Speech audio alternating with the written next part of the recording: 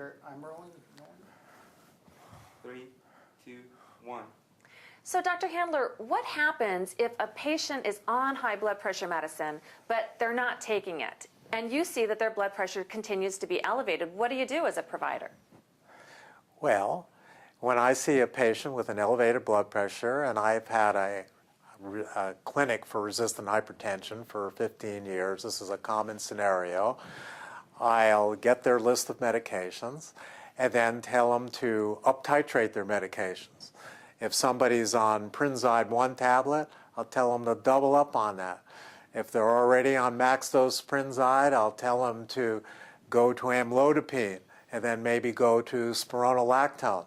So we have a treatment sequence. But it's a different conversation if I know that the patient is non-adherent. It gets me in a different direction.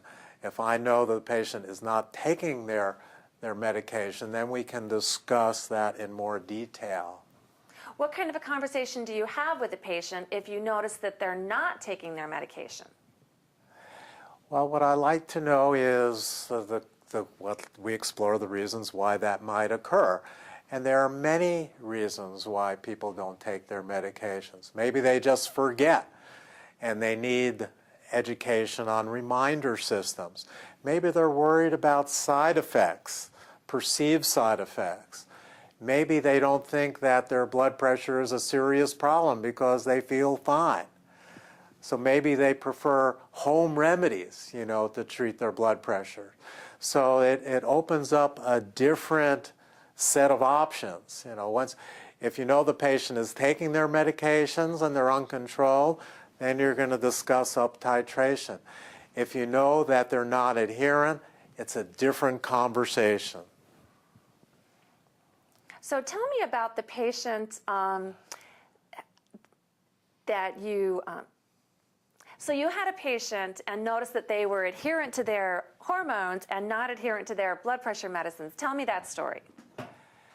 This is the value of the proactive care tab. Now, this is embedded in my practice. When I have a patient with resistant hypertension, I open up that tool and look at the medication adherence ratios, days supply remaining, and it gives me clinical insights that I didn't have before this tool became available. So for one particular patient I had, I found out that she was taking her hormones 100%, days supply positive, antihypertensive medications were 50%. So this wasn't a patient that was forgetting to take her medication. She had very selective compliance with pills that she believed in versus pills she didn't believe in.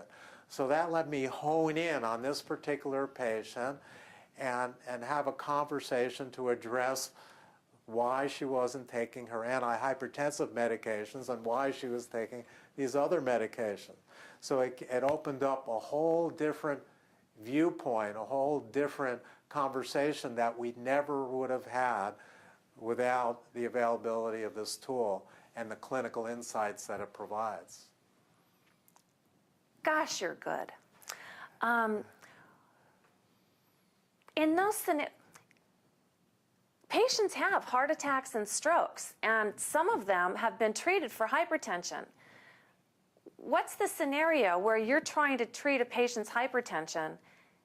Okay, no, that's not it. What's the worst thing that can happen when they don't take their medications? I understand what you're saying. And the problem is that they run the risk of stroke and heart attack, end-stage renal disease, and so forth. We've calculated number necessary to treat for our Kaiser demographics, and it only takes 36 patients treated with hypertension to prevent a stroke or heart attack over 5 years. So the ramifications of uncontrolled hypertension are very significant. And a lot of times patients don't understand that. And that's the reason that they're not adherent with their medications. They feel fine. Why should I take a medication which might expose me to side effects and just to take the medication? So the conversation becomes these medications are very well tolerated. There are some possible side effects that we can discuss, but the importance of getting your blood pressure down over time is prevention of stroke and heart attack. And actually, there are studies that show that people actually feel better when their blood pressure is lower. In other words, patients that consistently run higher blood pressures a lot of times and are more inclined to have malaise or headache and so forth. And there are studies that show that when blood pressure is lowered, patients can feel better. And with the low doses of medications that we're using now, in low-dose combinations to reduce side effects, a lot of times people will actually feel better. So these are problems we can address once we know what the problem is. If the problem is non-adherence, then we have a different conversation. But the ramifications are significant. Prevention of stroke and heart attack. Now, we weren't going to do this, but I think we should do this while we've got him here, because you might use it for your hypertension. Which is, do what? Which is, when I've tried the diet and I've tried the exercise, but my blood pressure is remaining high. So now you're gonna give me my first time ever Prinzide prescription. So what do you tell me when you're giving me this prescription?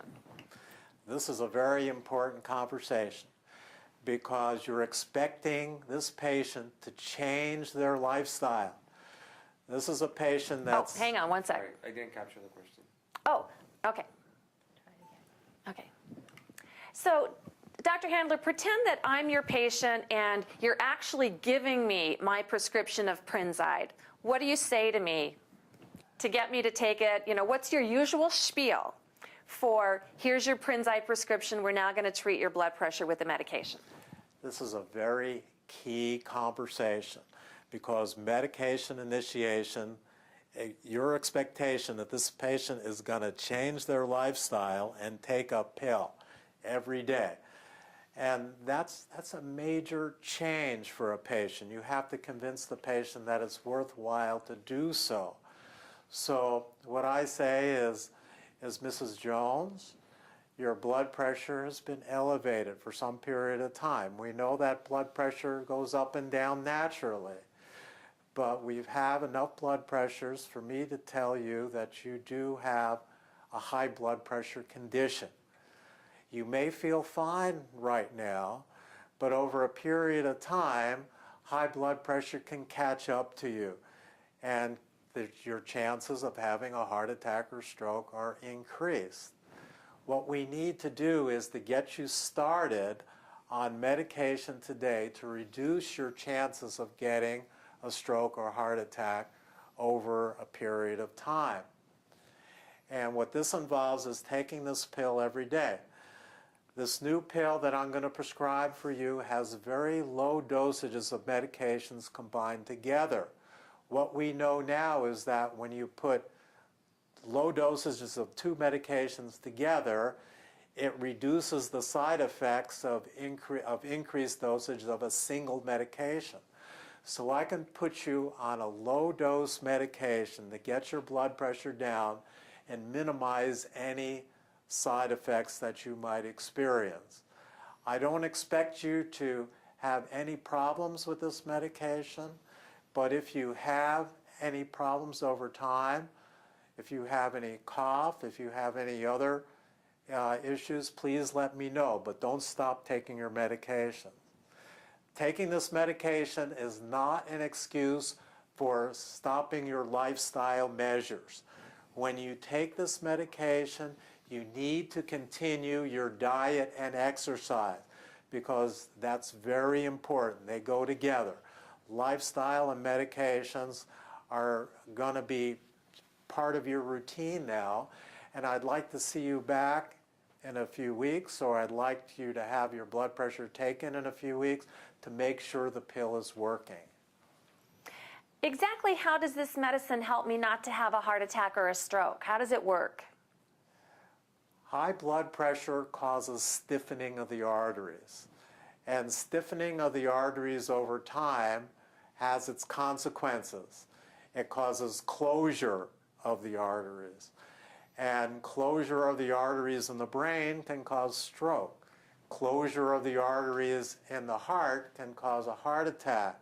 So taking this medication over time, you keep those blood vessels a little bit more flexible, you increase their chances of maintaining that blood supply to your heart and lungs over a period of time to prevent you from getting a stroke or a heart attack. Great. Great. I think you got it. I think I think you got we've got it. That was great. Excellent. Excellent.